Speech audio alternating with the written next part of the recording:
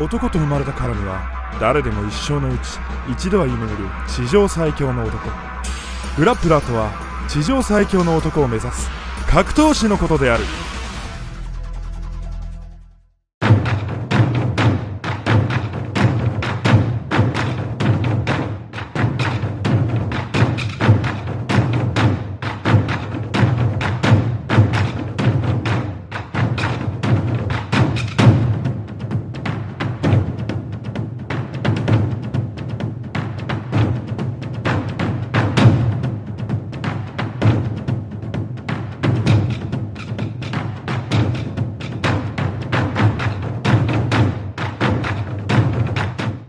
皆さん、グラップラーチャンネルへようこそ。このチャンネルは数々の格闘士を紹介していくチャンネルです。今回は国際大山空手道連盟最高師範大山康彦についてご紹介したいと思います。大山康彦、空手家、国際大山空手道連盟の最高師範、段位は9段、第3回全日本選手権準優勝、明治大学法学部卒業、山崎輝友師範と並び天才と称されました。ここからは尊敬の意を込めて大山康彦師範と呼ばせていただきますのでご了承ください。生い立ち。中学でサッカーをやっていた康彦師範は喧嘩も頻繁にやる問題児でもありました。それを見かねた兄大山茂師範がすでに空手道を修行していたことから康彦師範の鼻っ柱をへし折る目的で大山道場へ連れて行きました。いつもやってる喧嘩のようにやればいいんだよと言われた康彦師範はいきなり組手をやらされることになります。中足蹴りがわからないのでサッカーの蹴りをしたが結果的にはそれが背側蹴りだったと康彦師範は10回していますが、同い年の春山一郎や茂師範に組手で散々に痛めつけられました。その悔しさから康彦師範は大山道場に入門する決心をしました。大山正達総裁以下師範代である石橋正師範、安田英二師範、黒崎武時師範らの指導を受け、春山一郎をライバルと意識して稽古に励みます。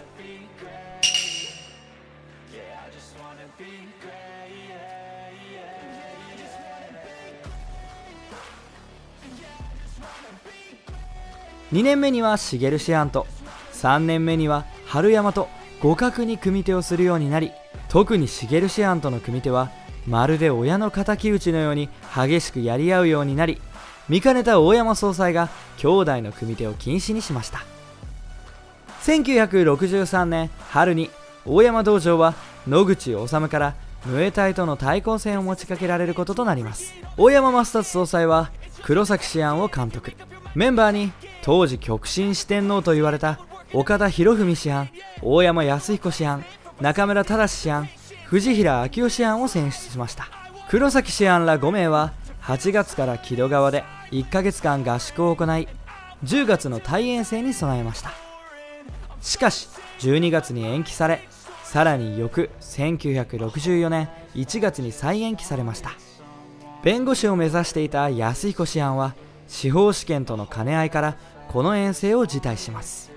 同年大山道場は国際空手道連盟極真会館へ刷新しますが、康彦師範は司法試験に合格するには空手と二股をかけていたのでは到底無理と考え、一時空手の修行を断念し極真会館を離れました。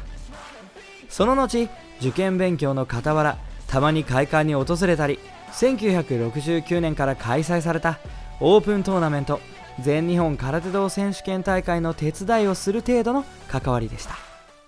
そんな康彦師範が1971年4月本部道場師範代に任命され、正式に極真会館へ復帰しました。その理由を、司法試験に対して自分の限界も見えた、そんな時に大山館長からお誘いを受けたと語っています。同年6月15日に四段を隠居されます。秋に開催された第3回全日本選手権では、開催直前まで裏方スタッフとして働いていたところ、大山総裁より出場するように命じられ、当時としては異例の29歳で急遽初出場し、稽古らしい稽古をしていない状態で挑んだにもかかわらず準優勝をしました。1972年100人組手に挑戦。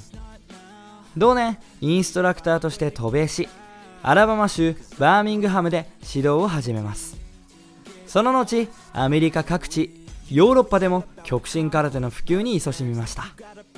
劇画空手バカ一代でも重要人物の一人として登場しましたが、1984年極真会館から離脱。兄の茂師範や三浦美幸師範と共に国際大山空手道連盟を設立し、最高師範に就任。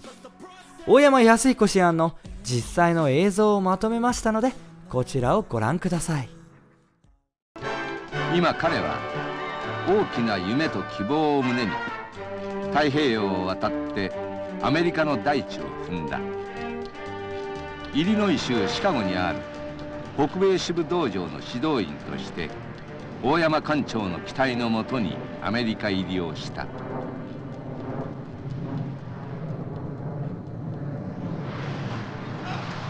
まずアラバマ支部を訪れ、大山康彦師範の特訓を志願。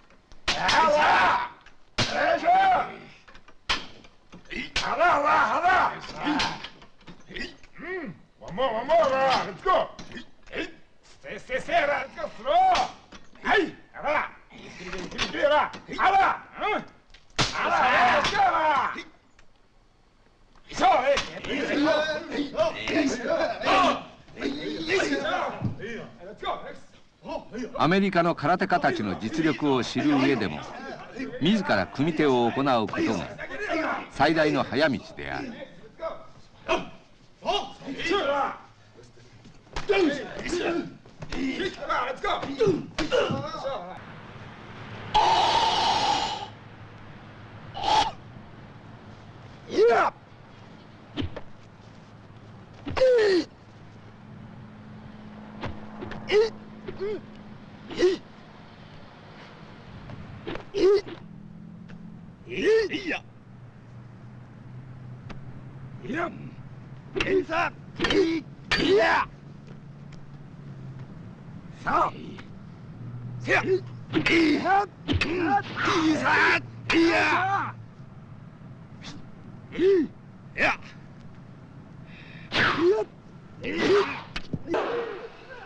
アメリカはどこへ行っても空手は大流行。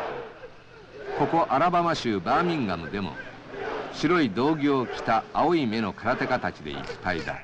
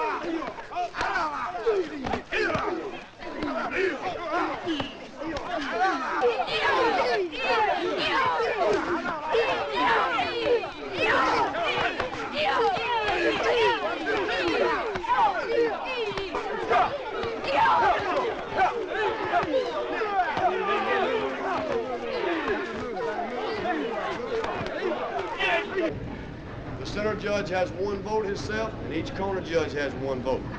The center judge does not have two, or he doesn't have complete control. You understand? One question. If under the green, body contact too hard, it's fine. Body contact underneath the green is okay. Really, really, Through the way, no problem. no problem. If you hit him in the belly and he can't take it, his stomach ought to be in pretty good shape. You're not gonna hurt いかにもアメリカ的なカラフルな衣装。これは空手の流派20数派が参加してのアラバマ大会である。いわゆる寸止めのルールが主流を占めている日本と異なるこの大会はいずれの流派も極真喧嘩空手と同じく真剣勝負のスタイルで統一されているのは注目される。こんなところにアメリカでの空手の人気の秘密が潜んでいるのかもしれない。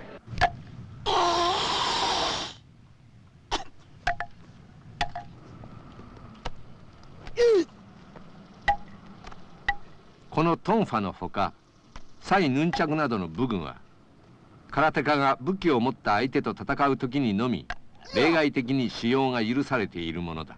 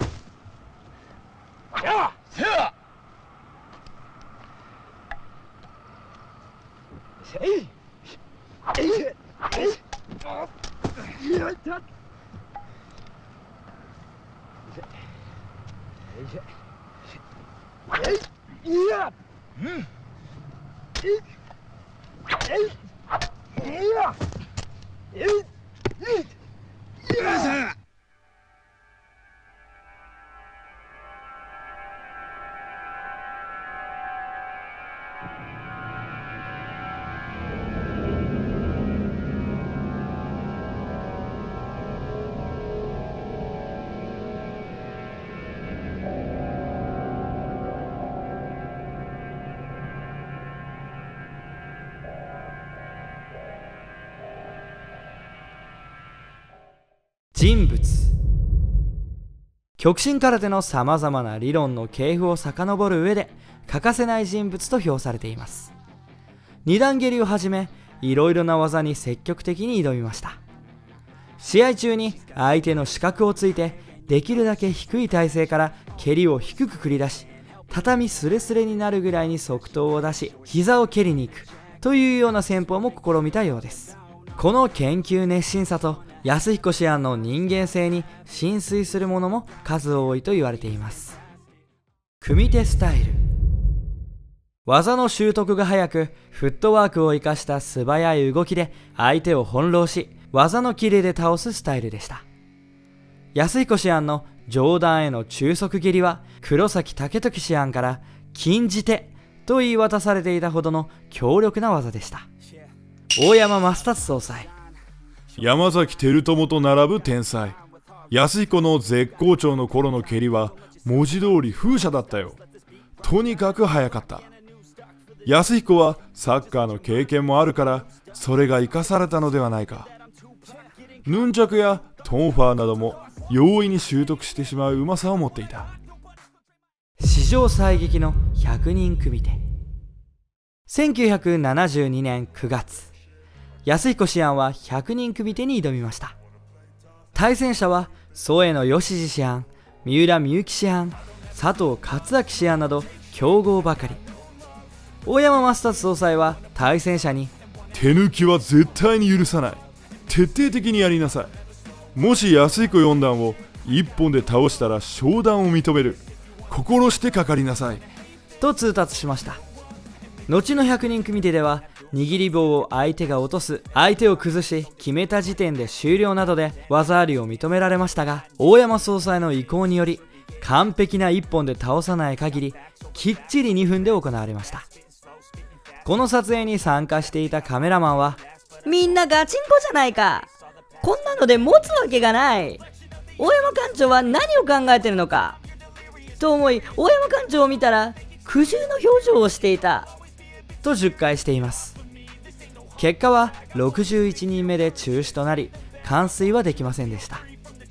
しかしその場にいた牧久夫師範は、こと技の巧みさという点では後の達成者三浦美幸やハワード・コリンズに比べて数倍優れていたと証言し、三浦師範は、僕の100人組では達成させてやろうという雰囲気が周囲にあったけれど、安彦師範の場合は絶対に阻止するという100人組手でした。あれは本当にすごかったと語るほど、試合さながらの激しい組手を交わし、史上最激の100人組手として語り継がれています。最後にそんな安彦師範の指導映像もありますので、こちらをご覧ください。技を考えて入れってことだよ。こう送り足って技を考えるってこと。送り足まっすぐ入るのか、送り足斜めに出るのか、自分の技を考えて角度を取るってことよ。角度を取るのはね、何でも踏み足と交差だけじゃないんだよ。送り足でいいんだよ。送り足で分かった？角度ってのはね、こう真ん中を中心にして八角だ、八角。前と右とこう、分かった？この八角を取ればいいんだ、八角を。だから前に立った時相手がポイントだったらまっすぐ深く入るのか外すのか、斜めに横に行くのか斜めか、こっからこんだけだよね。一番素直に出せる技を使うの、最初に。それが相手が受けたとしてもいいんだよ。相手が受けたとしても相手が受けなくても関係ないんだ。最初の技は迷わない。分かったね。その前のスタンスを取れってことでしたかった。踏み足でこっち行ったね。ね。送り足で踏み足で入ったね。送り足踏み足でいって、これだ、スピンの変化だけじゃないんだよ。別に鉄槌だとか小手だとかだけじゃなくて、その中に入れってことは、送り足で中に入れっていうところは相手が強かったらかかとの技を使えってことです。かかとの技を。かかとの技を使え、だからこっちに入るってことだよ。こっち送り足行って踏み足で入ると、これはもうこれでもかかとの技使えるんだ。スピンに消えるけど、この角度は前足が遠いじゃない。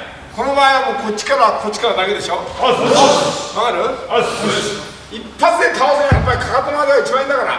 1、2でここでどこがあれが入るかってことだよ。確かにね、空手の技の膝蹴りっていうのは昔からあんまり出てないんだよね。膝蹴りがポピュラーになったのはキックボクシングだよな。それをこう取り入れてるわけだよね。だけどね、キックの場合はね、バセリン塗ってパンツ履いてグローブはめてやるんだろ。空手の場合はキック違うんだから。わかるね。投げてよし、組んでよし、締めてよし、逆取ってよし、踏んづけてよし。ほらな。よく考えないから、何でもね、これいいな、これはいいなって真似してもいいんだけど、そこをちょっと取り入れてもいいんだけど、膝で終わったら次何かそこまで考えろ。終わって斬新まで考えなきゃダメだ。斬新まで。はい、もう一回。はい、ごめんな。蹴る前、蹴った後、蹴る前だろ。蹴る前の構え、蹴った後の構えまでパーフェクトに持ってくる。パーフェクトに。今回しにこうみんなうまいんだけど、もう上段だからね、上段を蹴りたがるんだ、どうしても。だけども上段は捨て技にしたらいいよ。こう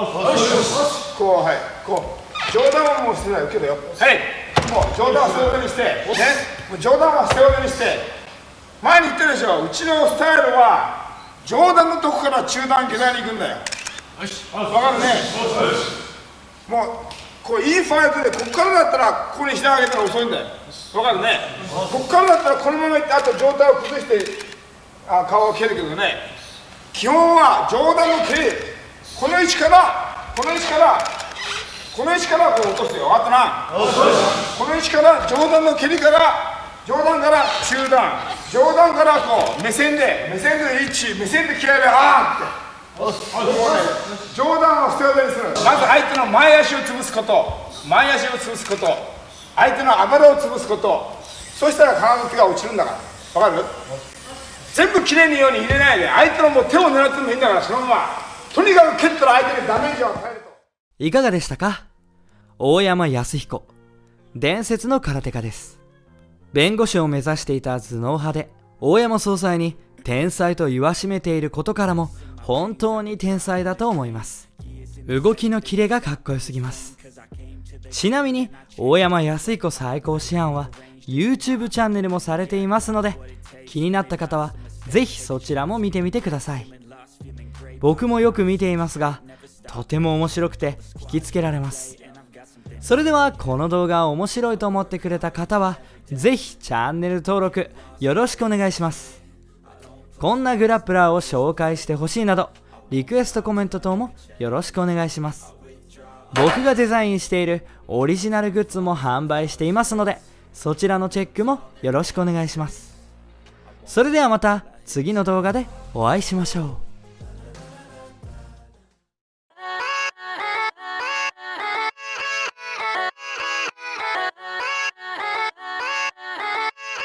Yeah, yeah, let's go. I ain't the first with the curse, with the thirst that I wanna be better, not worse, man, it hurts.